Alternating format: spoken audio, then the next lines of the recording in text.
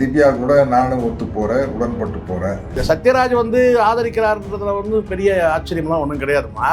அவருடைய மகளுடைய கருத்தை அவர் ஆதரிச்சு தான் ஆகணும். இது நல்ல கருத்துனா இதை சத்யராஜுக்கு பார்த்தீங்கன்னா என்னைக்கு புத்தி தெரிஞ்சுதோ அன்னைக்கே இந்த முடிவு எடுத்துருந்தாருன்னா இப்படி ஒரு பொண்ணே பிறந்திருக்காதுல்ல. திருமணம் செய்கிறதாகட்டும், ஒத்து வராட்டி டைவர்ஸ் பண்ணுறதா இருந்தாலும் சரி, இல்லை தனியாகவே வாழ்ந்துட்டு இருந்தாலும் சரி, திருமணம் இல்லாமையே நமக்கு ஒரு குழந்தை வேணும்னு ஆசைப்பட்டாங்க. இப்போ நான் கேட்குறேன், கல்யாணம் அவசியம் கிடையாது, கணவன் மனைவி உறவு அவசியம் கிடையாது, அப்படி இல்லாமல் சயின்ஸ் படி நம்ம பிள்ளையே பார்த்துக்கலாம்.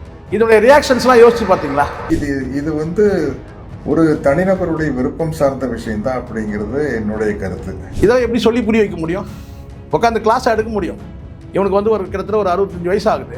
அது மனைவி என்ற எப்படிப்பட்ட உறவு தெரியுமா? முட்டாள் மாதிரி பேசுகிறான், அதுதான் அந்த பொண்ணு தான் அப்படி பேசுன்னு கேட்டால் இவன் 6 அடி வளர்ந்துருக்கான அறிவு வேணா இவனுக்கு. சத்யராஜ்கிட்ட கேட்குறேன், இப்போ உங்கள் மகளுக்கு செக்ஸ் வேணும்னா அப்போ யாருக்கு வேணா வச்சுப்பீங்களா? உறவுகளை உடைக்குது ஏற்கனவே பொருளாதார தாக்கம். இதில் வேற நீங்கள் கருத்து சொல்கிறேன், மயிரை சொல்கிறேன்னு சொல்லிட்டு இப்படி ஒரு கதையை எடுத்து விட்டீங்கன்னா நான் இன்னும் சமுதாயம் பார்த்தீங்கன்னா அழிஞ்சிடும். ஏதோ அந்த பொண்ணு பேசுனா தலையில் தட்டி ஒரு அட்வைஸ் பண்ணிப்பேன் அப்படி தொட்டி விடுவியா? அதை விட்டு மகளை அதில் நீ சொல்கிறதுக்கே திணறி முடிக்கிற இது, அதை நான் ஏற்றுக்கிறேன்னு சொல்லும் போதே நீ நான் கேட்குறேன், சயின்ஸ் படி பிள்ளையே பெற்றுக்க முடியும்னு சொல்கிறேன். சயின்ஸ் படி புருஷன் அதுக்கு அதையும் சொல்லணும்ல. அனைவருக்கும் வணக்கம். இன்னைக்கு நம்ம இன்டர்வியூல யார் ஜாயின் பண்ணியிருக்காரு அப்படின்னா ஜேர்னலிஸ்ட் சேக்குவரா ஜெயசங்கர் அவர்கள் தான். வணக்கம் சார். வணக்கம். வணக்கம் சார். இப்போ ஒரு விஷயம் கான்ட்ரவர்சியா போயிட்டு இருக்கு. அதாவது சத்யராஜ் அவர்களோட மகள் ஒரு இன்டர்வியூல திருமணம் இல்லாம லிவின்ல இருந்தும் சரி லிவின்ல இல்லாமலும் சரி ஒரு குழந்தை பெற்றுக்கலாம், அது கரெக்டு தான்ற மாதிரி பேசியிருக்காங்க. அதுக்கு சத்யராஜ் அவர்களும் ஆதரிச்சிருக்காரு. என்னோட ஒப்பீனியன் கூட அதுதான் அப்படின்ற மாதிரி. அதை பற்றி கொஞ்சம் சொல்லுங்கள் சார். இல்லை, முதல்ல இது தனிப்பட்ட கருத்து, தனிப்பட்ட அவங்களுடைய எண்ணம், அது அவங்களுக்கு உண்டானது. யாருக்கு உண்டானது? அந்த அவங்க சத்யராஜ் மகளுக்கு உண்டான கருத்து. அது நான் திருமணம் பண்ணிக்க போகிறதில்ல அப்படின்னு சொல்லலாம். எனக்கு என் வாழ்க்கையில் திருமணம்ன்ற ஒன்று நான் அட்டன் பண்ண போகிறதில்ல அப்படின்னு சொல்லலாம். திருமணத்தில் நான் பங்கேற்க விரும்பலை நான் அப்படின்னு அவங்க சொல்லிக்கலாம். ஆனால் அந்த கருத்து பார்த்திங்கன்னா அது பொதுவெளியில் அவங்க சொல்லணும்னு அவசியமே கிடையாது. இங்கே தான் சிக்கலாகுது. இப்போது நீங்கள் ஒரு பிரபலமாக இருக்கிறீங்க, நீங்கள் அந்த கருத்தை உங்களோட தனிப்பட்ட கருத்தை நீங்கள் உங்களுடைய பார்த்திங்கன்னா என் வாழ்க்கையில் நான் திருமணம் பண்ணிக்க போகிறதில்லன்னு சொல்லி முடிவெடுத்ததை நீங்கள் சொல்லலாம். ஆனால் திருமணம் என்பது அவசியமே இல்லை, திருமணம் பண்ணிக்காமையே வாழலாம் அப்படின்னு சொல்கிறது இருக்குது பார்த்தீங்களா? அது ஒரு பொதுமைப்படுத்தும் போது சாதாரண மக்கள்கிட்ட எப்படி போய் ரீச் ஆகுன்னு பாருங்கள். ஏன்னா சத்யராஜை நம்பி தான் அந்த ஈமு கோழிலாம் பல பேர் வியாபாரிகள்லாம் விளம்பரத்தை நடிச்சதுனால ஈமு கோழி வளர்த்து பல பேர் செத்தான், பல பேர் பார்த்தீங்கன்னா நஷ்டம் அடைஞ்சான் இந்த விளம்பரத்தை நம்பி. நீங்கள் ஒரு விளம்பரப்படத்துலேயே நீங்கள் ஒரு பொய்யாக தான் நீங்கள் நடிக்கிறீங்கன்றதை கூட புரிஞ்சிக்காத மக்கள் அந்த வியாபாரத்தில் ஈடுபட்டு இறந்து போகிறத நம்ம பார்க்குறோம். அப்போ சத்யராஜ் மகள்ன்ற அந்த அடையாளத்தில் இருக்கக்கூடிய திவ்யாவுக்கு என்ன அடையாளம் இருக்குது நான் கேட்குறேன். சத்யராஜ் மகள் என்பதற்கு என்ன அடையாளம் இருக்குது? நீங்கள் சொல்லுங்கள், நியாயமாக பேசுங்க. சத்யராஜ்கிட்டே நான் நேராக கேட்குறேன். சத்யராஜ் மகள் திவ்யான்னு தான் சொல்கிறாங்க. எத்தனை திவ்யா இருக்கிறாங்க? கோடிக்கணக்கான திவ்யா இருக்கிறாங்க இல்லையா? அப்போ சத்யராஜ் மகள், சத்யராஜ் என்பவர் யார்? நடிகர். அப்படி தான் அடையாளம். சத்யராஜ் மனைவி, சத்யராஜ் மகன், சத்யராஜ் மகள், ஏன் சத்யராஜ் தந்தை ஒரு மர்டர் பண்ணி அவரை சாகடிச்சிடுறாங்க. சரிங்களா? அது ஏதோ ஒரு காரணம் இருக்குது. அவர் ஏதோ ஒரு மருத்துவர் சொல்கிறாங்க, டாக்டர்னு சொல்கிறாங்க. அவர் இப்போ நம்ம காந்தராஜ் சார் இருக்கார் இல்லையா, டாக்டர், அந்த மாதிரி ஒரு செக்ஷுவல் அந்த ட்ரீட்மெண்ட் கொடுக்குற டாக்டர். அவர் மருத்துவமனையிலே மர்மமான முறையில் அவர் கொல்லப்படுறார். அது சம்மந்தமாக ஒரு செய்தியாக வந்தது தவிர, ஒரு கட்ட செய்தியாக வந்தது தவிர அது சம்மந்தமாக சத்யராஜ் இது வரைக்கும் பேசுனதே இல்லை. இது எதுக்காக இப்போ சொல்கிறேன்னா, அவரை கூட சுப்பையா என்பவர் டாக்டர் சொல்லவே இல்லை, சத்யராஜ் தந்தை சுப்பையா. சரிங்களா? சத்யராஜுக்கும் அவருக்கும் அவங்க அப்பாவுக்கும் நீண்ட இடைவெளி இருக்குது. அதெல்லாம் நிறைய உள்ளுக்குள்ளே நிறைய இது இருக்குது. அது எல்லா குடும்பங்களும் இருக்கிறது. அதை பற்றி நம்ம பேசி ஒன்றும் ஆக போகிறதில்ல. பட் அடையாளப்படுத்துறது எப்படி கேட்டால் சுப்பையான்னு அடையாளப்படுத்தலை, சத்யராஜோட தந்தை சுப்பையா அப்படி தான் அறிமுகப்படுத்துறாங்க. இப்போ திவ்யா எப்படி சொல்கிறாங்க? சத்யராஜ் மகள் திவ்யா. என் மகன் கூட நடிகர் தான், ஆனால் சத்யராஜ் மகன் சிபிராஜ். ஸோ இது எதுக்கு சொல்கிறேன்னா, இந்த ரங்கராஜ் என்பவர் சத்யராஜ் சினிமாவில் பிரபலமான பிறகு தான் இப்படியான பேர்லாம் வரும்போது, இன்றைக்கி சத்யராஜ் மகள் ஒரு பிரபலமான நடிகருடைய மகள் இந்த கருத்தை சொல்லும் போது பார்த்தீங்கன்னா அது கோடிக்கணக்கான பேரை போய் ரீச் ஆகும்போது எல்லாரும் இதை ஃபாலோ பண்ணால் என்ன நடக்கும்? இதை சத்யராஜ் ஆதரிக்கிறார்ன்றதுல பெரிய ஆச்சரியம்லாம் ஒன்றும் கிடையாதுமா. அவருடைய மகளுடைய கருத்தை அவர் ஆதரிச்சு தான் ஆகணும். அவருடைய மகளுடைய கருத்தை அவர் ஆதரிச்சு தான் ஆகணும். இதை நீங்கள் இது நல்ல கருத்துனா இதை சத்யராஜுக்கு பார்த்தீங்கன்னா என்னைக்கு புத்தி தெரிஞ்சுதோ அன்றைக்கே இந்த முடிவு எடுத்திருந்தாருன்னா இப்படி ஒரு பொண்ணே பிறந்திருக்காதுல்ல. நான் சொல்கிறது என்னென்னா, இப்போ சத்யராஜுக்கு சுய புத்தியோடு இதை யோசித்து சரின்றது தெரிஞ்சிருந்துன்னா ஒரு 18 வயசில் தெரிஞ்சிட்ருக்கோம்ல. அதுவும் தன் தந்தையை வந்து பார்த்தீங்கன்னா வந்து ஒரு கிட்டத்தட்ட இந்த விமனைசர்களுக்கெல்லாம் ட்ரீட்மெண்ட் கொடுக்கக்கூடிய விமனைசர்னு நான் சொல்லலை, ஆனால் பரவலாக அப்படி பேசுவாங்க, நான் அப்படி சொல்லலை. அதுதான் அவருடைய மரணத்துக்கு வந்து ஒரு சிக்கலாச்சுன்னு கூட ஒரு தகவல் சொல்லுவாங்க. நம்ம அதெல்லாம் உறுதிப்படுத்தாமல் நம்ம பேச முடியாது. ஆனால் இந்த சத்யராஜ் வந்து இப்படி ஒரு தந்தை நமக்கு இருக்கும்போது நமக்கு எதுக்கு இந்த திருமண வாழ்க்கை, திருமணமே பண்ணிக்காமல் அவர் வாழ்ந்துருந்தாருன்னு வச்சுங்களேன். இப்போ வந்து பார்த்திங்கன்னா இப்போது எதுவுமே நடந்திருக்காதுல்ல. இப்போ அவங்க மனைவி வந்து கோமா ஸ்டேஜில் இருக்கிறாங்க, அந்த ஸ்டேஜுக்கு அவங்க போயிருக்க வேண்டிய அவசியமே இல்லை இல்லையா. அவங்க வேறு எங்கேயோ வாழ்க்கப்பட்டிருப்பாங்க இல்லையா. அப்போது இதுதான், இப்போ சிபிராஜ்னு ஒரு பையன் பிறந்திருக்க மாட்டான், அவன் தன் கருத்துக்கு மாற்று கருத்தோடு போய் வந்து பார்த்தீங்கன்னா வந்து விஜய்க்கு வந்து டிவிகேக்கு வந்து வாக்கு செலுத்திருக்க மாட்டான் இல்லையாம்மா. திவ்யா வந்து இப்படி ஒரு ஸ்டேட்மெண்ட் கொடுக்க வேண்டிய அவசியம் இருந்திருக்காது. இந்த முடிவை வந்து சரியான முடிவுனா சத்யராஜே எடுத்துருக்கலாமே. திருமணம் பண்ணாமல் இருக்கலாம், ஆனால் குழந்தை பெற்றுக்கலாம்மா. நான் தெரிஞ்சுக்கிறேன், நீங்கள் அப்படியே கூட எடுத்துங்கம்மா. உங்களுடைய எண்ணத்துக்கே நான் விட்டுறேன். என்ன நடக்கும்? குழந்தை பிறகுது, அங்கே ஏதாவது வந்து உறவு முறை இருக்குமாம்மா, அண்ணன் தம்பி, அந்த ஒரு அப்பா அம்மா உறவு முறையில்னா அண்ணன் தம்பி உறவு முறை கிடையாது. நீங்கள் என்னதான் சயின்ஸில் நீங்கள் பெற்றுக்கிட்டா கூட பார்த்தீங்கன்னா சயின்ஸ் தான் அங்கே அப்பா, சயின்ஸ் தான் அங்கே அம்மா. நல்லா புரிஞ்சுக்கணும். டெக்னாலஜி படி நீங்கள் வந்து பார்த்தீங்கன்னா வந்து ஒரு கருவை நீங்கள் சுமந்தால் கூட பார்த்தீங்கன்னா அதுக்கு யார் அப்பா? சயின்ஸ் தான் அப்பா. இங்கே ஏற்கனவே வந்து பார்த்தீங்கன்னா அந்த ஐவிஎஃப்ல வந்து குழந்தைய பெற்றுக்கிறாங்க பார்த்தீங்களா, அவங்களவே வந்து பார்த்தீங்கன்னா அந்த குழந்தைகளே வந்து அம்மா அப்பாவோட அட்டாச்சாக வந்து இருக்க முடியல. அப்படியான ஒரு சூழல் இருக்கிறத விட ஒரு சிலர் வந்து பதிவு பண்ணுறாங்க. நம்ம வந்து அதுக்குள்ளே ரொம்ப ஆழமாக போகல. அது வந்து பார்த்தீங்கன்னா முடியாதவர்கள் வந்து பார்த்தீங்கன்னா அந்த வந்து மருத்துவத்தோட ஒரு சாதனைன்னு நம்ம சொல்ல முடியும். அது வந்து பார்த்தீங்கன்னா மகப்பேறு இல்லாதவங்க அதை நாடுறாங்க, அது அவங்களோட தனிப்பட்ட விருப்பம். அதை நம்ம வந்து அதுக்குள்ளே போய் நம்ம வந்து இன்டெப்த்தாக போய் அதை வந்து இது சரி தப்புன்னு சொல்கிறது நம்ம ஒன்றும் ஜட்ஜ் ஒன்றும் கிடையாது. பட் சமூகத்துக்கு முரணான அது முரண் கிடையாது, சமூகத்துக்கு முரண் கிடையாது, புரியுது சொல்லுது. பட் இது சமூகத்துக்கு முரண். இப்போ ஐவிஎஃப்க்கும் இவங்க சொல்கிறதுக்கு வித்தியாசம் இருக்குது. இது சமூகத்துக்கு முரண். உங்களுக்கு அது சரின்னு இருக்குது, அதை நான் தப்புன்னு சொல்லலை. இப்போ ரேவதி அம்மாவோட வந்து அவங்களுக்கு திருமணமாகி வாரிசு இல்லை. அவங்க என்ன செஞ்சான்னு கேட்டால் வந்து டெக்னாலஜி சயின்ஸை யூஸ் பண்ணி அவங்க வந்து ஒரு மகளை பெற்றுக்கிட்டாங்க. அவங்க எங்கேயுமே வந்து பார்த்திங்கன்னா அதை வந்து பெருசாக வந்து சிலாகிச்சு பேசுகிறது கிடையாது, தம்பட்டம் அடிச்சது கிடையாது. நான் பார்த்தீங்களா என் கணவர் இல்லாமையே நான் வந்து டெக்னாலஜி யூஸ் பண்ணி நான் வந்து இந்த பிள்ளையை பெற்றுக்கிட்டேன் அப்படின்னு சொல்லி எங்கேயுமே அவங்க வந்து சொல்லிட்டு கிடையாது. இது என்ன, அது அவங்க தனிப்பட்ட பர்சனல், அது தனிப்பட்ட விஷயம். பட் இது கூட பார்த்தீங்கன்னா திவ்யாவுடைய தனிப்பட்ட விஷயமா இருக்கலாம். ஆனால் அதை வந்து நீங்கள் பொதுமைப்படுத்துறீங்கல்ல. இந்த காலத்துக்கு நான் சொல்கிறேங்க, இந்த காலத்துக்கு கல்யாணம்லாம் அவசியமே கிடையாதுங்க. சரி, இப்போ நான் கேட்குறேன், கல்யாணம் அவசியம் கிடையாது, கணவன் மனைவி உறவு அவசியம் கிடையாது, அப்படி இல்லாமல் சயின்ஸ் படி நம்ம பிள்ளையே பார்த்துக்கலாம். இதோடைய ரியாக்ஷன்ஸ்லாம் யோசிச்சு பார்த்தீங்களா? இந்த சத்யராஜே சொல்கிறேன், வளர்ந்தவன் தானே இவ்வளோ 6 அடி வளர்ந்துருக்கான்ல, 6 அடி 1 இன்ச்சு வேறு சொல்லுவாங்க, ஒரு அங்கலம் வேறு வளர்ந்துருக்கல்ல. இதோடைய ரிசல்ட்டெல்லாம் என்ன ஆகும் சொல்லுங்கள், நான் பார்க்கலாம். அது சொல்லணும்ல, இதை இப்படி செஞ்சால் அடுத்த ஒரு 50 ஆண்டு காலத்துக்கு இல்லை 100 ஆண்டு காலத்தில் இப்படி ஒரு சமுதாயம் உருவாகும் சொல்லுங்கள். அது முதல்ல தெரிஞ்சிக்கணும். ரொம்ப நான் ஆழமாக போனோம்னா ரொம்ப அது வந்து ஆபாசமாக அசிங்கமாக பேசுகிறோன்னு சொல்லுவாங்க இவங்க அப்படி தான் முத்திரை குத்துவாங்க. நான் அப்படி போக விரும்பலை, ரொம்ப டீசெண்டாகவே நான் சொல்கிறேன். இங்கே நம்மக்கிட்ட இருக்கிற மிகப்பெரிய வந்து இந்த பிணைப்பு இருக்கமே வந்து பார்த்தீங்கன்னா உறவு முறைகள் தான். அது கணவன் மனைவி உறவு எப்படியோ அப்படி தான் வந்து பார்த்தீங்கன்னா, எப்படி ஒரு பெண் வந்து திருமணம் பண்ணி கொடுத்து இன்னொரு இடத்துக்கு போன உடனே அந்த குடும்பத்தோடு எப்படி அடாப்ட் ஆகிறாங்க, அங்கே எப்படி வந்து பார்த்தீங்கன்னா அங்கே இருக்கிற ஒரு அம்மா அப்பா வந்து உருவாகிறாங்க. மாமனார் மாமியார் அம்மா அப்பா தான். அங்கே எப்படி ஒரு அம்மா அப்பா வந்து ரத்த சம்மந்தமே இல்லை, ஆனால் அம்மா அப்பா உறவு உரிமையாகுது. அங்கே எப்படி ஆகுது? கணவன் மூலமாக ஆகுது இல்லையா? ஸோ இந்த ரிலேஷன்ஷிப்புன்றது வந்து பார்த்தீங்கன்னா இது ஒரு பெரிய கடை. இதில் வந்து பார்த்தீங்கன்னா ஈடுபாடு இல்லாதவங்க இப்படி பேசலாம். ஈடுபாடு இல்லை. கணவன் மனைவி உறவு எப்படிப்பட்ட உறவு தெரியுமா? இதெல்லாம் எப்படி சொல்லி புரிய வைக்க முடியும்? உட்காந்து கிளாஸாக எடுக்க முடியும்? இவனுக்கு வந்து கிட்டத்தட்ட ஒரு 65 வயசு ஆகுது. அது மனைவி என்ற எப்படிப்பட்ட உறவு தெரியுமா? முட்டாள் மாதிரி பேசுகிறான், அதுதான் அந்த பொண்ணு தான் அப்படி பேசுன்னு கேட்டால் இவன் 6 அடி வளர்ந்துருக்கான, அறிவு வேணாம் இவனுக்கு. அப்படி மனைவி மீதை வந்து பார்த்தீங்கன்னா எந்த வித பற்றுதல் பாசலைனா ஏன் வந்து பராமரிக்கிற? 6 வருஷமா அவங்க மனைவி 6 வருஷம் இல்லை ஜாஸ்தியாக இருக்குமா, கிட்டத்தட்ட 8 வருஷம் 10 வருஷமாக வந்து பார்த்தீங்கன்னா கோமா ஸ்டேஜில் இருக்கிறாங்க. அவங்கள வந்து இன்னைக்கு வரைக்கும் பராமரிக்க எப்படி முடியுது? யோசிச்சு பாருங்க.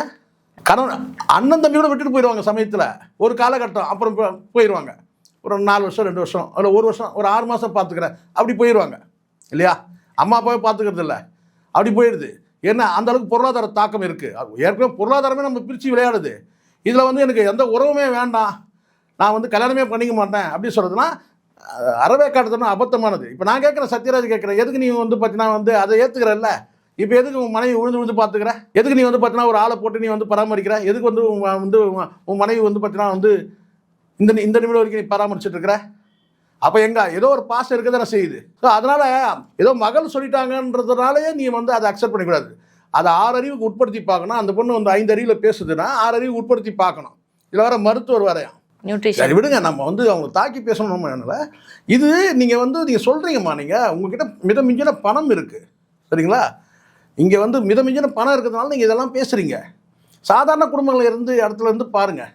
நீங்கள் சொல்லக்கூடிய விஷயத்தை எடுத்துகிட்டு வருமா? இன்றைக்கி ஒரு பெண் வந்து பார்த்தீங்கன்னா இன்றைக்கி இருக்கிற பாதுகாப்பு கட்டமைப்பில் வந்து ஒரு பெண் வந்து பார்த்தீங்கன்னா ஒரு ஆண் துணை இல்லாமல் வாழ முடியாது. அப்படி இருக்குது நிலமை. இப்போ நீங்கள் இதை விதைக்கிறீங்கல்ல, இதோட விளைவு என்ன ஆகும் யோசிச்சு பாருங்கள். ஒரு ஆண் துணை இல்லாமல் வாழ முடியாது. ஒரு ஆணும் கூட ஒரு பெண் வந்து பார்த்தீங்கன்னா வாழ்க்கை முழுவதும் துணை இல்லைன்னா அவன் நடைப்பெணும்.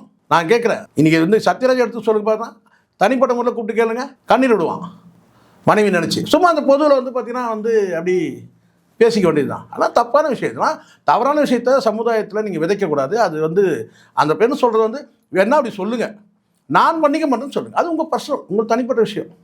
நான் கல்யாணம் பண்ணிக்காமல் அந்த வாழ போகிறேன் பார்த்துட்டு போங்க. அது எதுக்கு பொதுவில் வந்து சொல்கிறீங்க? பொதுமக்கள்கிட்ட கருணை வந்து ஏன் விதைக்கிறீங்க? சத்யராஜ் மகளே சொல்லிட்டாங்க, என்ன சொல்லிட்டாங்க? இந்த கல்யாணம் பண்ணிக்காமல் வாழலாம்னு சொல்லிட்டாங்க. அப்போ உங்களுக்கு அங்கே ஒழுக்கம் போயிடுது இல்லை? அப்போ நான் செக்ஸ் வேணா என்ன பண்ணுவீங்க? இப்போ நான் கேட்குறேன், தவிர்க்க முடியாமல் கேட்குறேன், சத்யராஜ்கிட்ட கேட்குறேன். இப்போ உங்கள் மகளுக்கு செக்ஸ் வேணும்னா அப்போ வந்து யார் கூட வச்சுப்பீங்களா? இல்லை வாடகைக்கு யாராவது ஒருத்தர் வந்து ரெண்ட்டு கொண்டாந்து வைப்பீங்களா? செக்ஸ் உணர்வுக்கு என்ன பண்ணுவீங்க? கல்யாணம் பண்ணிக்க வேண்டிய அவசியம் இல்லைன்றீங்க, செக்ஸ் உணர்வுக்கு என்ன பண்ணுவாங்க? அப்போ ஒரு ஆண் அதுதானம்மா மேரேஜ் சிஸ்டம்ன்றது. அதுதானம்மா நம்ம கொச்சப்படுத்தணும் அவசியம் இல்லை. என் குழந்தை மாதிரி தான், எனக்கும் மகள் இருக்கா, சரிங்களா? நான் சொல்கிறது எனக்கு வந்து பார்த்தீங்கன்னா மகள் தான் இருக்காங்க. நான் கேட்குறது அதே ஒன்று தான் கேட்டேன். அப்போது இந்த இடத்துல கண்டவங்கிட்டலாம் செக்ஸ் வச்சுக்கூடாது சொல்லி தான் ஒருத்தர் அவன் கணவன்ற பேரில் அவன் அடிமையானா இருக்கட்டும், இல்லை அவனுக்கு நீங்கள் அடிமையானா இருங்கள், அது எக்கடாது கேட்டு உங்களுக்குள்ள அது. ஆனால் ஒரு கணவன் என்பவன், ஒரு ஆண் என்பவன் ஒரு பெண்ணுக்கு துணையாக வேணும். அது எல்லாத்துக்கும் தேவை, அந்த துணை எல்லாத்துக்கும் தேவை. அப்போது நீங்கள் வந்து நான் சொன்னேன், இல்லை நான் அதெல்லாம் தேவையில்லை, நான் சயின்ஸ் படி வந்து பிள்ளையை பற்றுக்க முடியும், டெக்னாலஜி வச்சு சொல்கிறான், முட்டாள் மாதிரி பேசுகிறான். அப்போ நான் கேட்குறேன் வந்து பார்த்தீங்கன்னா வந்து ஆண் பெண் உறவுக்கு என்ன செய்வேன்? அதுக்கு சயின்ஸுக்கிட்ட போயிடுவியா? அறிவு இருக்கா அவனுக்கு? இல்லை நான் கேட்குறேன், சத்யராஜ்க்கு அறிவு இருக்கான்னு கேட்குறேன். ஆள் வளர்ந்துருக்கல்ல, செக்ஸுக்கு என்னடா பண்ணுவேன்? ஒரு மாதத்துக்கு ஒரு ஆளாக வச்சுக்கலாமா? இல்லை எப்போல்லாம் தேவையோ வந்து பார்த்தீங்கன்னா வந்து கால் பண்ணி கூப்பிடலாமா? அசிங்கமா இல்லையா? அது அசிங்கமா இல்லையா? இதுக்கெல்லாம் பதில் சொல்லணும்ல. ஒரு விஷயத்த சொல்லிட்டீங்க நீங்கள், அதனுடைய விளைவுகள்லாம் என்னென்ன இருக்குது சொல்லணும்ல. தேவையில்லாமல் ஒரு சமுதாயத்தில் அந்த பந்த பாசங்கள் உறவு முறைகள் இருக்குது. அது சிலது பொய்த்து கூட போகுது, பொருளாதார தாக்குதல்னால பொய்த்து போகுது. உண்மை, நான் ஒத்துக்கிறேன். இன்றைக்கி பொருளாதார தாக்கம் வந்து பார்த்தீங்கன்னா ஆண் பெண் அந்த என்ன சொல்ல கேட்டால் அந்த கணவன் மனைவி உறவு கூட உடைச்சி விடுது. பொருளாதார தாக்கம் அப்படி இருக்குது. கணவன் மனைவி உறவு உடைக்குது, அக்கா தம்பி உறவு உடைக்குது, அண்ணன் தங்கை உறவு உடைக்குது, உறவுகளை உடைக்குது ஏற்கனவே பொருளாதார தாக்கம். இதில் வேற நீங்கள் கருத்து சொல்கிறேன் மயிரை சொல்கிறேன்னு சொல்லிட்டு இப்படி ஒரு கதையை எடுத்து விட்டிங்கன்னா இன்னும் சமுதாயம் வந்து பார்த்தீங்கன்னா அழிஞ்சிருவோம். நான் சயின்ஸை நான் அம்மானு கூப்பிடுவேன், நான் சயின்ஸை நான் அப்பான்னு கூப்பிடுவேன், நான் சயின்ஸை நான் கணவர்னு சொல்லுவேன், சயின்ஸை நான் என் மகன்னு சொல்லுவேன். இதுக்கு மேலே கேட்காதீங்க, அப்போ நான் எக்கச்சக்கமாக போயிடுவேன். வெளிநாடுகளில் தான் சார் இது எல்லாமே. நீங்கள் வெளிநாடுகள் கூட மாறிக்கிட்டு இருக்குமா? நம்ம இந்தியா எல்லாத்துக்கும் முன்னோடிமா. அதுதான் சார் நானும் கேட்க வந்து இப்போ அவங்களே வந்து இந்தியன் கல்ச்சரை விரும்பி தான் அந்த ஃபேமிலி பாண்ட்லாம் அதுதான் தெரியாமல் பேசக்கூடாதுன்றாங்க. சத்யராஜ் வந்து அறவேக்காடுதனமான சத்யராஜ் அறிவாளி நம்ம நினச்சிட்டு இருந்தோம்ல, இப்போதான் தெரியுது மண்டையில் மட்டும் இல்லை உள்ளே எதுவுமே இல்லைன்னு தெரியுது. உண்மையிலே நான் சொல்கிறேன், தப்பு இதெல்லாம். இங்கே எவ்வளோ பேர் கணவன் மனைவி உறவுக்கு வந்து எடுத்துக்காட்டாக வாழ்ந்துட்டு இருக்கிறாங்க. நம்ம முதலமைச்சர் எடுத்துங்க, இன்றைக்கி நம்பர் 1 வந்து பார்த்தீங்கன்னா கணவன் மனைவி உறவுக்கு வந்து பார்த்தீங்கன்னா முதலமைச்சர் தாண்டி யாரை உறவுக்கு உதாரணத்துக்கு எடுக்க முடியும்? சொல்லுங்கள். அது அந்த சைடு ஆப்போசிட்டில் போங்க. எடப்பாடி பழனிசாமியும் எடுத்துங்க. இங்கே யார் வந்து பார்த்தீங்கன்னா வந்து இங்கே இவங்கெல்லாம் நமக்கு வந்து முன்னுதாரணமாக இருக்கிறாங்க. அவங்கள முன்னுதாரணமாக எடுப்பீங்களா? சத்யராஜ் மகளை வந்து முன்னுதாரணமாக எடுப்பீங்களா நீங்கள்? நான் கேட்குறேன். சத்யராஜே நான் சொல்கிறேன், நான் சத்யராஜே மனைவி மீது பாசங்கள் தான் நீ 6 வருஷம் கோமா செய்ததெல்லாம் பராமரிக்கிற நீ. நான் கேட்குறேன், ஏதோ அந்த பொண்ணு பேசுனா அந்த தலையில் தட்டி ஒரு அட்வைஸ் பண்ணிப்ப அப்படி தொட்டி விடுவியா? அதை விட்டு மகளை அதில் நீ சொல்கிறதுக்கே திணறி முடிக்கிற இது. அதை நான் ஏற்றுக்கிறேன்னு சொல்லும் போதே நீ நான் கேட்குறேன், சயின்ஸ் படி பிள்ளையே பெற்றுக்க முடியும்னு சொல்கிறேன். சயின்ஸ் படி புருஷன் அதுக்கு அதையும் சொல்லணும்ல. இல்லை என் தேவைக்கு எப்போல்லாம் வேணுமோ வந்து என் உடல் தேவை எப்போல்லாம் தேவையோ அப்போல்லாம் நான் வந்து ஃபோன் பண்ணி வர வச்சுருவேன் சொல்ல முடியுமாம்மா? சொல்லுங்க. செக்ஸ்ன்றது ஒரு மனிதனுக்கு இப்போ நல்லா புரியுது. ஆடு மாடுகள் உட்பட எல்லா ஜீவராசிகளும் செக்ஸ் இல்லாமல் இல்லை. அது அந்த செக்ஸை வந்து முறைப்படுத்துறது தான் இங்கே கணவன் மனைவி அந்த திருமண சடங்கு என்பது. அது முதல்ல புரிஞ்சுக்கணும். இவ்வளவுதான், தட்ஸ் ஆல். அவரோட மகன் ஒருத்தர் இருக்காரு, அவர் வந்து வேற ஒரு கட்சிக்கு சப்போர்ட் பண்றாருன்னு சொல்லிட்டு அவர்கிட்டயே பேசுறாரு. நான் என்ன சொன்னேன், குடும்பங்கள்ல தனித்தனி முடிவுகள் எடுக்கலாமா? அரசியல் ரீதியான முடிவு, சத்யராஜுக்கு ஒரு முடிவு இருக்கலாம், மகளுக்கு ஒரு முடிவு இருக்கலாம், மகனுக்கு ஒரு முடிவு இருக்கலாம். அதை நம்ம வந்து சொல்ல முடியாது. தனிப்பட்ட முறையில் நீங்கள் கேட்டிங்கன்னா அப்புறம் சத்யராஜ் குடும்பத்திலையும் ஒரு தற்குறி இருக்குது அப்படின்னு ஒன்றா சொல்ல முடியும். சரி, சத்யராஜ் குடும்பத்தில் தற்குறி இருக்குது. இப்போ இந்த விஷயத்தில் பார்த்தா இவங்களும் தற்குறியாக தானே இருக்கிறாங்க. சிபிராஜ் வந்து தற்குறி, ஓகே. அப்போ சத்யராஜ் மட்டும் எப்படி இருக்கிறாரு? இப்போ இந்த விஷயத்தில் வந்து பார்த்தீங்கன்னா வந்து தற்குறியாக தானே இருக்கிறாரு. ஒரு விஷயத்தை நீங்கள் சொல்ல வரீங்கம்மா, முழுசாக சொல்லிடுங்க. இப்போ சத்யராஜ்கிட்ட நான் சொல்கிறேன், உங்கள் மகள் ஒரு விஷயத்தை சொல்கிறாங்க, கரெக்ட். இதனுடைய விளைவுகள்லாம் என்ன சார் சொல்லுங்கள் சார், இதுக்கெல்லாம் கொஞ்சம் பதில் சொல்லுங்கள் சார். 1 by 1 சொல்லிட்டே வாங்க. நீங்கள் பிள்ளை பத்திரத்துக்கு போயிட்டீங்க, ஸ்ட்ரைட்டாக முதல்ல இங்கே வாங்க. கணவனுடைய வேலைகள் என்னென்னலாம் சொல்லுங்கள். துணி வச்சு போடுறது, புடவைக்கு வந்து பார்த்தீங்கன்னா அயனிங் பண்ணி கொடுக்குறது, இது கிடையாது இல்லை. இது மட்டுமே கிடையாது, இது பண்ணலாம், தப்பு ஒன்றும் கிடையாது. இப்போ நான் பண்ணித்தரேன். நான்லாம் என் மனைவி புடவைக்கு நான் தான் அயன் பண்ணுறேன். சில நேரத்தில் வாஷிங் மிஷினில் தான் போடுறேன். கௌரவமாக இருக்குது இப்போ வாஷிங் மிஷின். முன்னாடிலாம் வந்து பார்த்தீங்கன்னா வெளியில் வந்து பார்த்தீங்கன்னா பின்பக்கம் வந்து துணி துவைக்கும் போது புடவையெல்லாம் துவச்சி போடுறாருன்னு பக்கத்து வீட்டில் எதிர் வீட்டில் பார்ப்பாங்க மேலேருந்து. இப்போ கௌரவமாக நம்ம வாஷிங் மிஷினில் போட்டு துவச்சி கொடுத்துட்றோம் இல்லையா? அதனால் வந்து பார்த்தீங்கன்னா அதெல்லாம் ஒன்றும் தப்பு ஒன்றும் கிடையாது, மனைவிக்கு பண்ணுறது தப்பு ஒன்றும் கிடையாது. இப்போ நான் கேட்குறேன்னா அது மட்டுமே வா, அதை தாண்டி எத்தனை இருக்குது இல்லையா? கணவனுக்குள்ள கடமையை செஞ்சதுனால தானே சத்யராஜுக்கு 2 பிள்ளை இருக்குது. அதில் ஒரு பொண்ணு வந்து பார்த்தீங்கன்னா கல்யாணமே வேணான்னு சொல்லுது. கல்யாணமே வேணாம்னு சொல்லப்படுற அந்த உறவு தேவையில்லைன்னு சொல்லக்கூடாது, பொதுமைப்படுத்தி சொல்லக்கூடாதுன்னு சொல்கிறேன். அவங்க என்ன சொல்கிறாங்கன்னா, எனக்கு இப்போ ஒருத்தரை பார்க்குறேன், அவரை பிடிச்சிச்சுன்னா நானும் அவரும் அதான் அவங்கவுங்க வீட்டுக்கு கல்யாணம் ஆகி போகிற மாதிரியே போய்க்கலாம், அந்த கல்யாணம் மட்டும் வேணாம் அப்படின்ற. அதெல்லாம் வந்து கல்யாணன்றதுலாம் ஒரு அக்ரிமெண்ட்டாக இவங்க நினைக்கிறாங்க. அதெல்லாம் கிடையாது. வேணாம்னா டைவர்ஸ் பண்ணிட்டு போங்க. அதையே வந்து நீங்கள் பண்ண மாட்டீங்க. நான் கேட்குறேன், பிடிச்சா இருக்கலாம் இல்லைன்னா அதுதான் தப்புன்ற. நான் அப்போ எத்தனை பேர் நீங்கள் மாற்றுவீங்க வாழ்க்கையில்? எத்தனை பேரை நீங்கள் மாற்றிக்கிட்டே போவீங்க? பிடிச்சா பிடிக்கலன்றது கிடையாது. முதல்ல பிடிக்காது, பார்க்க பிடிக்கும். அப்படி பார்த்தா சத்யராஜ் மகளை கூட தான் சொல்லுவாங்க பல பேர். கேட்டால் வந்து எனக்கு என்னங்க அந்த பொண்ணை பார்த்தா பிடிக்கலங்க, அது பல உருவக்கேள்வி கூட சில பேர் பண்ணுறாங்க. நம்ம அந்த இடத்துக்கு நம்ம போகல. சொல்கிறேன், நான் நீங்கள் எல்லாரையும் பிடிக்கிறதுலாம் கிடையாதும்மா. இங்கே வந்து பார்த்தீங்கன்னா அவங்க ஆரம்பத்தில் எல்லோரும் பிடிச்சா பண்ணிக்கிறாங்க. எத்தனையோ அரேஞ்ச் மேரேஜ் வந்து பார்த்தீங்கன்னா முகத்தை பார்க்காம தான் கல்யாணமே பண்ணிக்கிறாங்க, பெருசாக பழகலை. ஆனால் ஒரு கட்டத்தில் வந்து பார்த்திங்கன்னா அந்த வாழ்க்கையில் ஒன்றி இணைந்து கடைசியில் வந்து பார்த்திங்கன்னா கணவன் மனைவியாக வாழ்ந்து ஒருத்தர் இறந்து போனாங்கன்னா அடுத்த நாளே இறந்துறாங்களா, அன்றைக்கே இறந்து போன தம்பதி எவ்வளோ பேர் இருக்கிறாங்க. அவங்க லவ் மேரேஜா? சொல்லுங்கள், லவ் மேரேஜா? அவங்க லவ் மேரேஜா? கிடையாது, அரேஞ்சு மேரேஜ் தான். ஆனால் வாழ்க்கையில் அவங்க பயணத்தில் வந்து பார்த்தீங்கன்னா ஒருத்தர் புரிதல் ஏற்பட்டு ரொம்ப பிணைப்பு ஏற்பட்டு கடைசியில் சாகும்போது 2 பேரும் ஒரே நாளில் சாகிற தம்பதிகள்லாம் இருக்கிறாங்க. இல்லை இறந்து ஒரு மாதத்தில் இறந்து போன எத்தனை கணவர்கள் எனக்கு தெரியும். மனைவி இறந்த துக்கத்திலே இறந்து போன கணவர்கள்லாம் எனக்கு தெரியும். சூசைட் பண்ணி செத்தவெல்லாம் இருக்கிறான். ஏன்? மனைவி போய்ட்ட நல்ல தலை மூடிட்டு இன்னும் வந்து பார்த்தீங்கன்னா 60-70 வயசோ சொத்து தான் இருக்குல்ல, இன்னொரு கல்யாணம் பண்ணிக்க கிடையாது. ஏன்? இதுதான் அந்த லவ்ன்றது வந்து பார்த்தீங்கன்னா ஃபிக்ஸ்டாக வராதுமா. அது பழக காலப்போக்கில் தான் அது வரும். நீங்கள் இப்படி ஒரு எண்ணத்தில் நீங்கள் ஆரம்பிச்சிங்கன்னு வச்சுங்களேன், இவன் நமக்கு ஒத்து வருவானா ஒத்து வரமாட்டானா அப்படின்னு சொல்லி நீங்கள் ஆரம்பிச்சிங்கன்னா அது ஒத்து வராமல் போயிடும். முதல்ல நீங்கள் மன வாழ்க்கைக்குள்ளே வாங்க. அதில் வந்து பார்த்தீங்கன்னா ஏற்றத்தாழ்வு எல்லாமே இருக்கும். பொருளாதார பிரச்சனை வரும், உறவுகள் மூலம் பிரச்சனை வரும். இது எல்லாத்தையும் கடந்து ஒரு கட்டத்தில் தான் இந்த புரிதல்ன்றதே ஒரு 10 வருஷம் ஆகும். புரியுதுங்களா? ஒரு பிள்ளைகள் பெற்றா கூட வந்து புரிதல் வந்துடாது. பிள்ளைகள்லாம் பெற்ற பிறகு கூட ஒரு 10 வருஷத்துக்கு பிறகு தான் அந்த நெருக்கமான அந்த இதுவே வரும். நீ இல்லைனா நான் வாழ முடியாது, நான் இல்லைனா நீ வாழ முடியாது, நீ இல்லைனா நான் வாழ முடியாது அப்படின்றது ஒரு எப்போ வருங்கன்னா ஒரு 10 வருஷம் கூட ஆகும், 15 வருஷம் கூட ஆகும். ஆரம்பத்தில் சண்டையிலேயே போயிட்டுருக்கோம். ஒரு கட்டத்துக்கு மேலே வந்து பார்த்தீங்கன்னா இவை இல்லைனா நம்ம எப்படி வாழறது அப்படின்ற ஒரு நெருக்கடி வரும். இதெல்லாம் வந்து வாழ்க்கையில் நிறைய தத்துவங்கள் இருக்குமா. இவெல்லாம் புரியாத தற்குறி பசங்க இவனுங்கெல்லாம். அது ஏதோ சொல்லிச்சான், அதை வந்து இவன் உடனே வந்து பார்த்தீங்கன்னா நானும் கூட அதை அந்த இன்டர்வியூலே சொல்லியிருக்காங்க சார், பேரண்ட்ஸ் பார்த்து வச்சு நடக்கிற திருமணம் வந்து கார்ப்பரேட் ஆயிடுச்சு, ஜாதி மதம் பார்க்குறாங்க, ரிலீஜன் எல்லாமே பாருங்க. இதெல்லாம் பாருங்க, இதுதான் இங்கே இருக்கிறதே. நான் கேட்குறேம்மா, எவ்வளோ ஒரு நாளைக்கு எத்தனை திருமணங்கள் நடக்குதுமா? எல்லாமே கார்ப்பரேட் ஆகிடுச்சா? நீங்கள் சொல்லுங்க பார்க்கலாம். இப்போ எத்தனை மேரேஜ் வந்து பார்த்தீங்கன்னா மேட்ரிமோனி மூலமாக நடக்குது, எத்தனை மூலம் வந்து பார்த்தீங்கன்னா சொந்தக்காரர்கள் மூலமாக நடக்குது. இதெல்லாம் வந்து பெற்றோர்கள் பார்த்து. இப்போ நான் கேட்குற காதல் திருமணங்கள் எல்லாமே வந்து டைவர்ஸ் இல்லாமல் போயிட்டுருக்கா, ஸ்மூத்தாக போயிட்டுருக்கா? டைவர்ஸே நிறைய வந்து பார்த்தீங்கன்னா காதல் திருமணங்கள் தான் நடக்குது. ஸோ இதெல்லாம் வந்து சும்மா போகிற போக்கில் இப்படிலாம் வந்து ஒரு குறிப்பிட்ட ஒரு விஷயத்தை பிடிச்சிக்கிட்டு ஒரு உதாரணப்படுத்த முடியாது. இங்கே எல்லாமே கலந்ததான் சமுதாயம். முடியாதவன் போய் டைவர்ஸ் பண்ணிக்கிறான், முடிஞ்சவனை சரி கல்லோ முன்னோ வாழ்ந்துட்டு போகணும்னு சொல்லி வாழ்ந்துட்டு இருக்கிறான். ஒரு ஸ்டேஜுக்கு மேலே தான் தெரியுது நம்மக்கிட்ட இருக்கிறது வந்து பார்த்தா வெறும் வந்து பார்த்தா வந்து கருங்கல் நினச்சோம், அது வைரக்கல். சில பேர் செத்த பிறகு தெரியுது நம்ம இவ்வளோ நாள் நம்ம மனைவி நினச்சோமே அது வெறும் வந்து பார்த்தீங்கன்னா வந்து கருங்கல் நம்ம நினச்சோம், அது மாணிக்கக்கல்ன்றது இப்போ தான் புரியுது, அது வைரக்கல்ன்றது இப்போ தான் புரியுது நமக்கு அப்படின்னு தெரிஞ்சுக்கிறான். என்ன செய்யறது? ஸோ இதெல்லாம் வந்து நிறைய பேசலாம் தங்கச்சி, இதெல்லாம் வந்து தப்பான விஷயம். இதெல்லாம் ஒரு அதுக்காக வந்து ஒருத்தர் கல்யாணம் பண்ணிக்கிட்டு அவங்ககிட்ட கஷ்டத்தை தான் அனுபவிக்கணும். நிறைய சேடிஸ்ட் இருக்க தான் செய்கிறானுங்க. ஆண்களையும் சேடிஸ்ட் இருக்காங்க, பெண்களையும் சேடிஸ்ட்டுங்க இருக்கிறாங்க.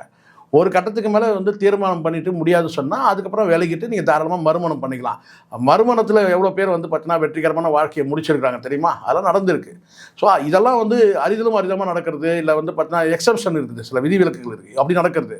ஆனால் இதெல்லாம் வந்து பார்த்தீங்கன்னா 1-2 வச்சுக்கிட்டு வந்து உருட்டிக்கிட்டு இதுதான் பொதுவானது, இப்படி தான் வந்து இருக்கணும், அப்படி தான் இருக்கணும்லாம் சொல்கிறது சரியானது கிடையாது. இங்கே வந்து ஒரு குறிப்பிட்ட காலம் வரைக்கும் ஆண் பெண்ணுக்கு வந்து பார்த்தீங்கன்னா கணவன் மனைவிக்கு வந்து பார்த்தீங்கன்னா அந்த செக்ஸுவலான தொடர்பு கண்டிப்பாக அந்த கடமைகள் வந்து கண்டிப்பாக செய்யணும். ஆணுக்கும் சரி கணவனுக்கும் சரி மனைவிக்கும் சரி 2 பேருமே அது அந்த இது தேவை. ஆனால் இதில் அதெல்லாம் தேவை கிடையாதுங்க. இந்த கல்யாணன்றதே தேவை கிடையாதுங்க, அந்த செக்ஸ் கூட தேவை இல்லைங்க, எதுனா எதுவுமே தேவையில்லை. அப்புறம் புள்ள மட்டும் எதுக்கு நான் கேட்குறேன்? பிள்ளையும் கூட தேவையில்லைன்னு சொல்லி முடியோடு தனியாக வாழ்ந்துட்டு போகிறோன்னு சொல்லு. ஸோ இதெல்லாம் வந்து எல்லாருடைய வாழ்க்கையும் அவங்க தனித்தனியாக போய் கேட்டிங்கன்னா அந்தந்த கஷ்டங்களை சொல்லுவாங்கம்மா.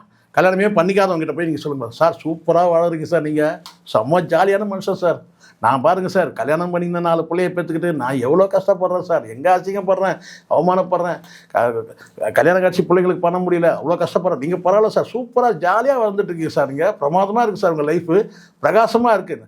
அவனை கேட்டால் தான் தெரியும். நடுராத்திரியில் எடுத்து தண்ணி குடிக்கிறது கூட நான் தான் தண்ணி குடிக்கிறேன், இது போயிட்டு ஒரு வெறுமையாக இருக்குது. எதுக்காக நான் வாழணுன்ற ஒரு கேள்வி வருது, விட்டத்தை பார்த்துனே இருக்கிறேன், எதுக்காக வாழணும், இந்த வாழ்க்கை எதுக்கு அப்படின்னு நான் நினைக்கிறேன். சொத்து பத்தெல்லாம் இருந்தால் கூட பார்த்தீங்கன்னா அந்த ஒரு நாள் ஒரு வாரம், அதுக்கப்புறம் இந்த வாழ்க்கை எதுக்கு, யாருக்காக? அப்போது அங்கே இன்னொரு உறவு இருந்ததுன்னா ஒருத்தர் கூட நாய்க்குட்டியே வாழ்ந்துட்டு இருக்கிறான். எனக்கு தெரிஞ்சு ஒருத்தர் நாய்க்குட்டியே வாழ்ந்துட்டு இருக்கிறான். அந்த நாய்க்குட்டியை வந்து பார்த்தீங்கன்னா இறந்த பிறகு நம்ம எதுக்கு வாழணும்னு நான் யோசனை. அப்புறம் இன்னொரு குட்டியை கொண்டு வந்து வளர்க்கலாம், எதுக்கு நான் கேட்குறேன். ஒரு நாய்க்குட்டி வளர்த்தான், அவன் வந்து அந்த நாய் தான் வந்து பார்த்தா அந்த நாய் ஒரு குறிப்பிட்ட வயசில் இருக்கலாம், 5 வயசுக்கு மேலே அதுக்கு வந்து ஆயுஸ் கிடையாது, அது இறந்து போயிடுச்சு. அப்போ உடனே எனக்கு கேட்டால் இந்த நாயை நம்பி இவ்வளோ நாள் இது கூட வாழ்ந்துட்டேன், எனக்கு கல்யாணம் பண்ண கூட தோணவே இல்லை, எனக்கு இந்த நாய் கூட நான் வாழ்ந்துட்டேன், அந்த நாய் செத்து போச்சு. அப்போ என்ன செய்யணும், எவ்வளோ செத்துடணும்ல. ஆனால் என்ன சொன்னான், இன்னொரு நாய்க்குட்டி கொண்டு வந்து வளர்த்து அது மேலே பாசமாக இருக்கிறான், அந்த நாய்க்குட்டி தான்டா உறவு. அப்படி தான் இங்கே வந்து பார்த்தீங்கன்னா நீங்கள் வந்து யார் மீது நீங்கள் அன்பு செலுத்துறீங்களோ அப்படிதான், அது கேவலம் கிடையாது. அப்போது இன்னொரு உறவு மேலே வந்து பார்த்தீங்கன்னா நீங்கள் அன்பு செலுத்தினா தான் உங்கள் வாழ்க்கையே வந்து பார்த்தீங்கன்னா வந்து அர்த்தமாகுது, பொருள்படுது, அர்த்தமாகுது. இன்னொருத்தருடைய நீங்கள் வந்து பார்த்தீங்கன்னா நீங்கள் வந்து அன்பு செலுத்துகிறோம் இன்னொரு உறவு கூட, அந்த உறவுக்கு பேர் தான் வந்து மனைவி. புரியுதா சொல்கிறது? அவங்க மூலமாக ஒரு உறவு உதிக்குது, அது மகன், அது மகள். இப்படி தான் நம்ம வந்து அர்த்தம் இல்லாமல் நான் தனியாக அவனை போய் கேட்டால் தான் தெரியும் அவன் கஷ்டம் என்னன்னு சொல்லிட்டு. புரியுதா சொல்கிறது? அதனால் இதெல்லாம் வந்து பெரிய விஷயத்தை வந்து போகிற போக்கில் ஒரு சின்ன ஒரு பிட்டு ஒரு விஷயமா சொல்லிவிட்டு எனக்கு இந்த உங்களுடைய விருப்பமா நீங்கள் வாழ்ந்துட்டு போங்க, அது இண்டிவிஜுவல், உங்களுடைய விருப்பம், அது உங்கள் பிரச்சனை. அந்த பொண்ணுக்கு வந்து கேட்டினா அம்மாவை பராமரிக்கணுன்ற பிரச்சனை இல்லையா? நான் கேட்குறேன், அம்மான்ற உறவு தானே நீ பராமரிக்க அம்மாவை, உனக்கு நீ அம்மாவை ஆகக்கூடாது நீ நினைக்கிற, இது எனக்கு இன்னும் புரியல. அம்மான்ற அந்த பாசம் இருக்கிறது தானே நான் வந்து சத்யராஜ் பொண்ணு வந்து பராமரிக்கிறேன் அம்மாவை, உனக்கு அம்மா ஆகணுன்ற அந்த விருப்பம் இல்லை, அந்த ஆசை இல்லை, அதுவே எனக்கு புரியல. அப்போ நீ அம்மா மீது வைக்கிற பாசம் உண்மையாக இருந்தாக்கா உனக்கு அம்மா ஆகணுன்ற அந்த ஆசை இருக்கணும்ல, அது இல்லைங்கிற. நம்ம அதை பற்றி ஆராய்ச்சி பண்ண வேண்டிய அவசியம் இல்லை, அது உங்களுடைய தனிப்பட்ட விஷயம். ஆனால் அதை பொதுமைப்படுத்தாதீங்க, சாதாரண மக்கள்கிட்ட வந்து கொண்டு வந்து விதைக்காதீங்க. ஒரு சமூகத்துக்கு முரண்பட்ட கருத்தை, உங்களுக்கு ஏதுவான கருத்தை கொண்டு வந்து பொதுமக்கள்கிட்ட வந்து கொட்டாதீங்கன்னு சொல்கிறேன். Last question sir, Divya Sathyaraj இவங்க 2 பேரும் ஒரு பக்கம் இருந்தாலும் இன்னொரு பக்கம் வந்து படங்களே அது மாதிரி எடுக்கிறாங்களே சார். சினிமாத்தனம் என்பது வந்து சினிமா என்றைக்குமே நிஜமாக போகிறதில்ல, சரிங்களா? நிஜங்களை ஒன்றா சினிமாவை எடுத்துருக்குறாங்க. சினிமா என்றைக்கும் சினிமா தான். இப்போ நான் கேட்குறேன் வந்து இந்த நிகழ்காலத்தில் 6 to 60 வரை படத்தில் நடித்த அந்த ரஜினிகாந்த் இருக்கார்ல, 6 to 60 வரை எத்தனை ரஜினிகள் இருக்கிறாங்க தெரியுமா? நிகழ்காலத்தில் எத்தனை பேர் வந்து தங்கைகளுக்கு கல்யாணம் பண்ணிட்டு, அக்காக்களுக்கு கல்யாணம் பண்ணிட்டு, அண்ணன் தம்பிகளுக்கு கல்யாணம் பண்ணிட்டு அவங்க வாழ்க்கையை சூனியமாக்கிட்டு இருக்கிறாங்க தெரியுமா? இருக்கிறாங்க சொசைட்டியில். அதை தான் அவங்க நிஜமாக எடுத்துருக்கிறாங்க. ஆனால் இங்கே வந்து எதை வேணாலும் என்னால் சொல்ல முடியும். சினிமாத்தனம் தான். புரியுங்க சொல்கிறது? நிஜம் வேணால் வந்து சினிமாவாக வரும். சினிமா ஒருபோதும் வந்து நிஜமாக போகிறதில்ல. அதில் எங்கேயாவது சொல்லிக்கலாம் நீங்கள் வேணா இது மாதிரி நடந்துச்சுங்கன்னு சொல்லிட்டு. ஆனால் அதுக்கு முன்னாடி அது மாதிரி உண்மையான சம்பவம் நடந்திருக்கும், அது நமக்கு தெரியாது. ஆனால் அந்த சினிமாவில் நடந்த மாதிரியே நிஜமாக நடந்ததுங்க. இந்த சினிமாவில் நடக்கிற மாதிரி நிஜமாக ஏற்கனவே நடந்திருக்கும், அதுதான் சினிமாவாக மாறி இருக்கும். ஏன்னா சினிமா என்பது கற்பனை. ஒருத்தன் கற்பனையில் உதிக்கிற ஒரு விஷயம் வந்து பார்த்தீங்கன்னா எங்கேயோ நிகழ்காலத்தில் எங்கேயோ ஒரு இடத்துல நடந்து இருக்கலாம், அது தெரியாது, எல்லாருக்கும் தெரியாதுல்ல, அவனுக்கு தானே தெரியும். ஒரு நிஜ சம்பவத்தில் வந்து பார்த்தீங்கன்னா ஒரு சின்ன ஒரு கருவை எடுத்துகிட்டு கூட அவன் கதை அமைக்கலாம். அதனால் நிஜத்தில் வந்து பார்த்தீங்கன்னா இதெல்லாம் வந்து சினிமாவில் வந்து இப்படி காட்டிட்டாங்க, இனிமேல் நிஜத்தில் இனிமேல் இப்படி தான் நடக்கும் அப்படிலாம் சொல்ல முடியாது. ஒரு குறிப்பிட்ட அதுக்காக வந்து இதனுடைய விளைவு வந்து அந்த பாதிப்பு இருக்காதா அப்படின்னு சொல்லி நீங்கள் கேட்டிங்கன்னா இருக்கும். அது கூட குறிப்பிட்ட ஒரு என்ன சொன்ன ஒரு பர்சன்டேஜ் தான் இருக்கும். இப்போ திவ்யா சத்யராஜ் சொல்லிட்டாங்க வந்து 2 பேர் சேர்ந்து சொல்லிட்டாங்கன்னு சொன்னால் உடனே எல்லாரும் வந்து நாளைக்கே ஆனாலும் ஒரு குறிப்பிட்ட பேரை வந்து பார்த்தீங்கன்னா ஒரு ஷேக் பண்ணும். ஏன் இப்படி கூட இருந்தாங்க, அவங்க கூட இருந்தாங்களே. ஒரு தவறான உதாரணத்துக்கு வந்து நான் வந்து தவறான ஒரு விஷயத்துக்கு வந்து கேட்டால் வந்து இதை உதாரணப்படுத்திப்பாங்க. நாம் செய்யக்கூடிய தப்புக்கு இன்னொருத்தரை துணை தேர்றது தான். நம்ம செய்யக்கூடிய ஒரு விஷயத்துக்கு எக்ஸாம்பிள் தான் அது. அவர் கூட அப்படி தாங்க ஒரு பீரியட் அப்படி தான் சொன்னாங்க. என்னங்க பொண்ணுங்க மாப்பிள்ளைங்க வயசு அதிகம், ஏங்க டெண்டர் பண்ணிக்கலையாங்க அப்படின்னாங்க. இந்த இப்போ யாருன்னா கேளுங்க கேட்டால் என்னங்க வந்து பொண்ணுக்கு வந்து பார்த்தீங்கன்னா மாப்பிள்ளைங்க வயசு அதிகங்க, ஏங்க நம்ம தனுஷ் பண்ணிக்கலையாங்க, சரிங்க தனுஷ் டைவர்ஸ் பண்ணிட்டாருங்க, அதே மாதிரி டைவர்ஸ் பண்ணிட்டு போனால் போச்சு. அதுக்கு ஒரு உதாரணம் சொல்லுவாங்க ஒருத்தர். என்னன்னு கேட்டால் ஒய்ஃபு நான்ப்பா நீ டைவர்ஸ்லாம் சர்வசாரம் இப்போ தனுஷ் பண்ணிலையாப்பா. ஆனால் அவங்க மாமனார் வந்து பார்த்தீங்கன்னா வந்து அவனுக்கு எது தேவையோ அது எடுத்துங்க. இது அவனுக்கு இப்போ உதாரணம் யாருக்கு தேவை, தனுஷ் தேவை, ஏன்னா அவன் டைவர்ஸ் பண்ணுறான். தனுஷ் உதாரணத்துக்கு நீண்ட காலமாக வந்து கணவன் மனைவி வாழ்ந்துட்டு இருக்கிறவங்க வந்து பார்த்தீங்கன்னா வந்து ரஜினி வந்து லதாவை உதாரணம் எடுத்துப்பாங்களே. இப்போ வாழ்ந்தா ரஜினி லதா மாதிரி வாழணும்பா, சினிமாவில் வாழ்ந்தா கடைசி வரைக்கும் வந்து அந்த டைவர்ஸ்ன்ற அந்த இதுக்கே போகாமல் வாழ்ந்தாங்க அப்படின்னு சொல்லுவாங்க இல்லையா. உதாரணத்துக்கு தான் நான் சொல்கிறேன். யார் யாருக்கு என்ன தேவையோ அந்த உதாரணம் எடுத்துப்பானுங்க, அவ்வளோதான். ஸோ சினிமாவில் இருக்கிறது வந்து பாதிப்பு இருக்குது. ஆனால் வந்து அதனாலே மொத்த சமூகம் மாறின்னு சொல்ல முடியாது. சொசைட்டி பெருசு சினிமாவோட. சினிமான்றது ஒரு சின்ன வந்து பார்த்தீங்கன்னா அந்த சினிமா ஏன் சீரழிஞ்சிட்டு இருக்குது. இப்போது இந்த மாதிரியான படங்கள் எடுக்கும்போது தான் சீரழிஞ்சிட்டு இருக்கு. டியூட் படம் சரியாக போகலை. ஆனால் அதே வந்து பார்த்திங்கன்னா நீங்கள் வந்து அந்த 7 நாட்கள் வந்து ஒட்டுமொத்த தமிழ் வந்து சினிமாவும் உழுக்குச்சு. அந்த 7 நாட்கள் கிட்டத்தட்ட ஒரே மாதிரியான கருத்து மாதிரி தெரியும். ஆனால் இது வேறு அது வேறு. அவர் சடங்கு சம்பிரதாயத்தை தாங்கி பிடிப்பார். இங்கே இதில் ஒன்றுமே கிடையாதுன்னு வாங்க. சடங்கு சம்பிரதாயம் ஒன்றும் கிடையாது, அவர் சடங்கு சம்பிரதாயம் தூக்கி பிடிப்பார். ஆனால் அது வந்து பார்த்தீங்கன்னா வந்து படம் வந்து வேறு லெவல் போச்சு. ஆனால் இன்றைக்கி அந்த 7 நாட்கள் ஞாபகம் இருக்குதா, டியூட்டி ஞாபகம் இருக்கா? அந்த 7 நாட்கள் இன்னும் எத்தனை வருஷம் ஆனாலும் ஞாபகம் இருக்கும், சரிங்களா? பாக்யராஜ் இல்லைனாலும் ஞாபகம் இருக்கும். அந்த 7 நாட்கள்ன்ற படம் வந்து இன்றைக்கி நாளைக்கு நீங்கள் வந்து அதை ரீரிலீஸ் பண்ணுங்கள், படம் எப்படி போகுதுன்னு பாருங்கள். டியூட்டை நீங்கள் ரீரிலீஸ் பண்ணுங்கள், சவால் விட்றேன் நான். டியூட் படமாக ரிலீஸ் பண்ணுங்கள், அந்த 7 நாட்கள் ரீரிலீஸ் பண்ணுங்கள், எது கலெக்ஷன் ஆகுதுன்னு பார்த்துருவோம். தொடர்ந்து பேசுவோம் சார். நன்றி. நன்றி.